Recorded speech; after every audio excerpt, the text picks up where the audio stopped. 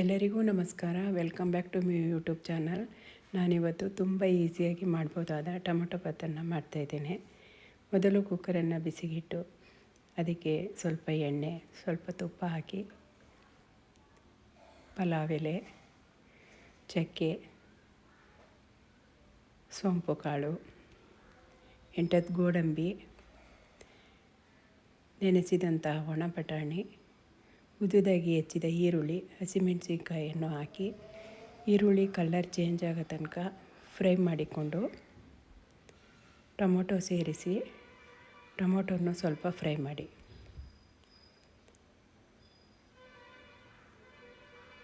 ಕೊತ್ತಂಬರಿ ಸೊಪ್ಪು,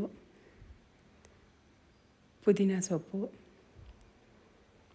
ಟೊಮೊಟೊ ಬೇಗ ಮೆತ್ತಗಾಗಲು ಸ್ವಲ್ಪ ಉಪ್ಪು, ಸ್ವಲ್ಪ ಅರಿಶಿಣ ಪುಡಿ ಹಾಕಿ ಟೊಮೊಟೊ ಮೆತ್ತಗಾಗೋ ತನಕ ಚೆನ್ನಾಗಿ ಫ್ರೈ ಮಾಡಿ.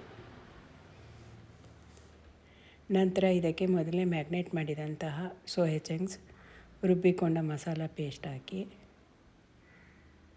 ಮತ್ತೊಮ್ಮೆ ಚೆನ್ನಾಗಿ ಫ್ರೈ ಮಾಡಿ.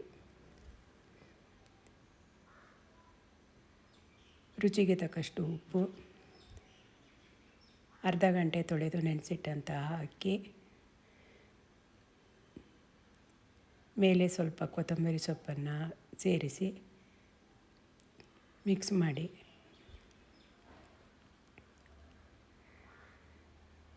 ಒಂದು ಅಳತೆಗೆ 2 ಅಳತೆಯಷ್ಟು ಬಿಸಿ ನೀರನ್ನು ಸೇರಿಸಿ